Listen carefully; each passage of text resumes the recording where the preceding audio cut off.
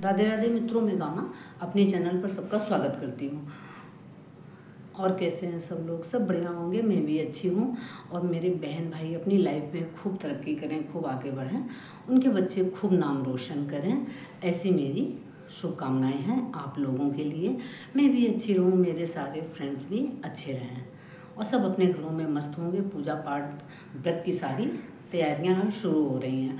तो ये बहुत कन्फ्यूज़न चल रहा था कि हलखष्टी व्रत कब है। जो हरछठ व्रत होता है वो हम कब करें, कैसे करें, पारण किस चीज़ का करते हैं, फुल टाइम व्रत रहते हैं, हाफ टाइम रहते हैं, पूजा किस टाइम की जाती है और क्या क्या सामान लगता है, तो ये सब मैं बताऊंगी अभी वीडियो में।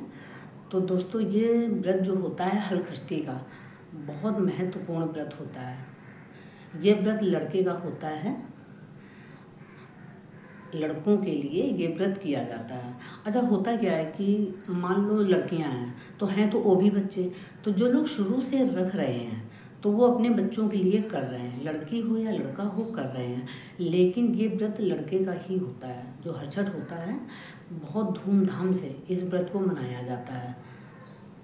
तो दोस्तों, ये होता है कि कोई भी व्रत लड़के का होता है या किसी का हो, हैं तो बच्चे ही ना, खूब अच्छे से करें, जैसे किया जाता है वैसे ही मनाइए आप।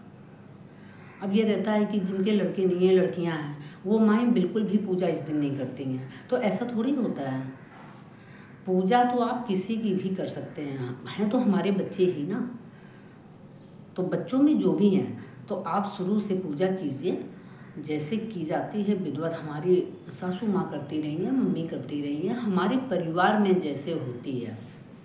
शादी के बाद ससुराल का परिवार ही माना जाता है लड़की के लिए, कि जैसे हमारे ससुराल में पूजा हो रही है हम उसी तरह से करें। मायके में कुछ अलग नियम होगा, ससुराल में कुछ अलग है। तो अब जब आपकी शादी हो गई है तो जो भी रीत रिवाज हैं अपनी ससुराल के अपनाएं। हर घर का सिस्टम सब अलग होता है, क्या करना है, कैसे करना। अब आते हैं पारण करना है, किस चीज़ का करना है, फुल टाइम रहना है, हाफ टाइम रहना है, तो ये सारा बहुत कन्फ्यूज़न रहता है। हमारी जो नई लड़कियां हैं उनकी शादी हुई है, न्यू मैरिड हैं, और अगर उनके बच्चा है तो उनको ये सब पता नहीं रहता, वो लोग बाहर रहते हैं, तो वो बच्चे पूजा कैसे करें कि हमें तो कुछ पता नहीं, हम तो घर से बाहर रहते हैं, ऑफिस जाते हैं, तो ये सब बहुत सारी बातें हैं। तो अब चलते हैं टॉपिक की तरफ। तो जैसे हम लोग पूजा करते हैं, हाउस वाइफ हैं, घर में रहते हैं, फुल टाइम रहते हैं, तो इसमें 7 तरह के अनाज होते हैं। 7 अनाज वो कोई भी हो सकते हैं। जो भुजा होता है, जो हम चुपड़िया में भरते हैं, तो वो होता है 7 तरह का अनाज। भुजा भुजाया ले लीजिए या आप कहीं से भुजवा भी सकते हैं।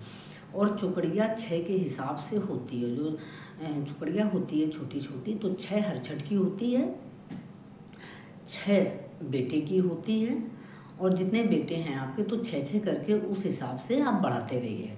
तो ये चुपड़िया का जो होता है उसी हिसाब से बढ़ती रहती है। आपके 2 बेटे हैं तो 2 बेटों की 12 हो गई और 1 हरछठ माता की हो गई। तो इस तरह से आप जितने भी मेंबर्स का पूजा कर रहे हैं उतनी ही चुपड़िया इसमें रखी जाती है अनाज से भर के। तो अब करना ये होता है कि एक लकड़ी का पाटा ले लें, उस पर जितनी भी चुपड़िया आपको रखनी है वो भर के 7 तरह के अनाज से रख दीजिए। महुआ रख दीजिए, दही रख दीजिए। महुआ, दही, 7 तरह का अनाज, 6-6 के हिसाब से चुपड़िया बढ़ेगी। जितने मेंबर्स की आपको पूजा करनी है उसी हिसाब से आप चुपड़िया वहाँ भर के रखेंगे। तो जो बंच आता है पेड़ का, ढाके के पत्ते बोलते हैं उसको, तो वो आप गमले में लगा लीजिए। आज से कल से सब मिलने लग जाएगा। तो आप गमले में वो लगा लीजिए, बंच लाके जो मिलता है। इसके बाद पाटा रख लीजिए, चुपड़िया भर के रख दीजिए, और जो भी आपके घर पे फल हैं वो रख दीजिए, और नहा धोकर विधिवत पूरा श्रृंगार करके आप आसन पे बैठ जाइए। और ये पूजा किसी के यहाँ शाम में की जाती है, करीब 7 बजे के आसपास। चंद्रमा भी देखा जाता है। और कहीं चंद्रमा नहीं देखा जाता है। तो अगर आप ऑफिस वाले हैं तो आकर के भी कर सकते हैं और करके भी जा सकते हैं। ये अपनी सहूलियत के हिसाब से आप कर सकते हैं, आपके पास कौन सा टाइम आपको सूट कर रहा है। तो अब ये नहीं होता है कि रात में होती है, रात में हमारे पास टाइम नहीं है तो हम कैसे करें। आपको जो टाइम सूट करता है, बस पूजा होनी चाहिए बच्चे की। मेन ये होता है कि हाँ हमने पूजा कर ली।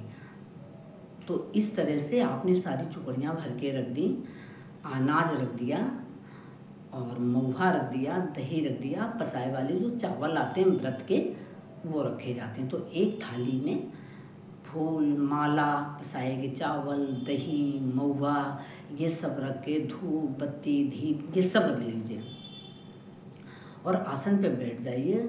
महावर लगा के पूरा श्रृंगार करके ये विधिवत पूजा की जाती है। और अपने बच्चे की उज्जवल भविष्य के लिए भगवान से ये कामना करें, छठ माता से ये कामना करें, वो अपनी लाइफ में खूब आगे बढ़े, खूब तरक्की करे, उनको वो सब कुछ मिले जो वो लाइफ में मेरा बेटा चाहता है। दुखों का सामना कभी भी ना हो, वो सब आप हर लीजिए।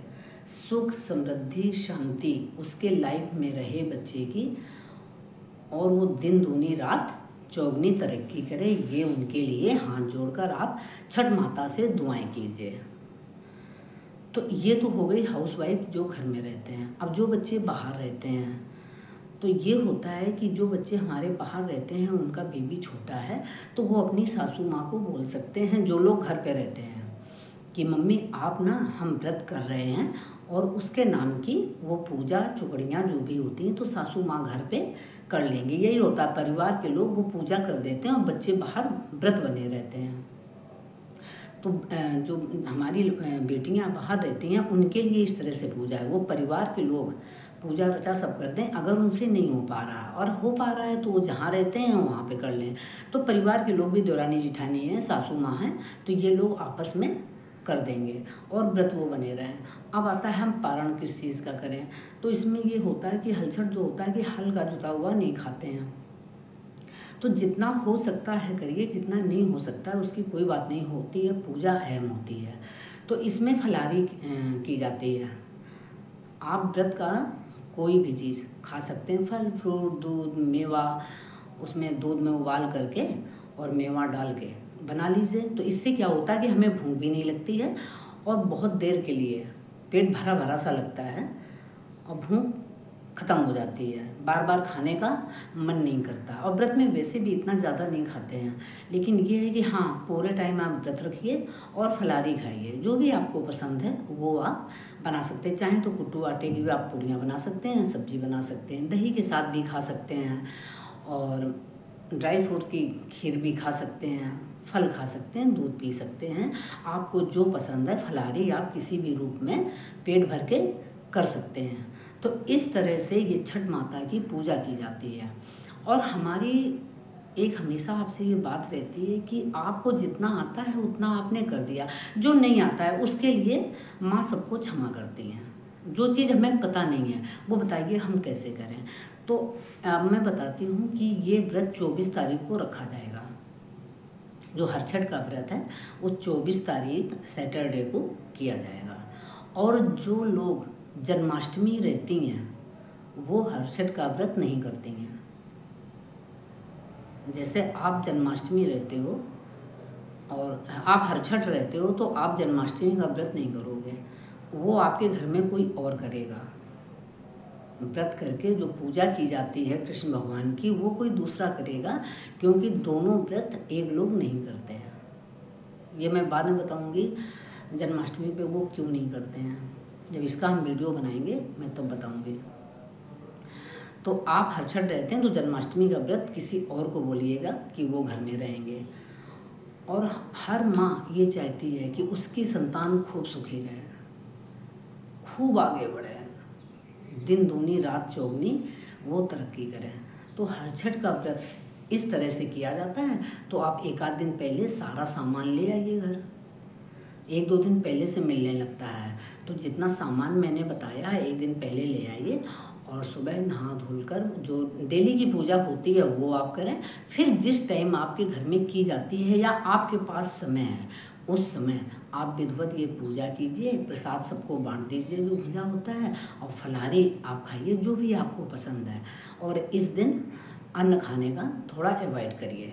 तो हर छठ माता सब माफ़ करती हैं, उनको सब पता होता है। भूल चूक वे अपने बच्चों पे कभी भी नाराज़ नहीं होती हैं, जो भी भूल होती है वो सब माफ़ करती हैं। तो इस तरह से हर छठ माता की पूजा की जाती है। तो हलखष्टी का व्रत 24 तारीख को आप करें, खूब अच्छे से करें, आपके घर में सुख समृद्धि शांति सब आएगी, बच्चे आपके खूब लाइफ में आगे बढ़ेंगे।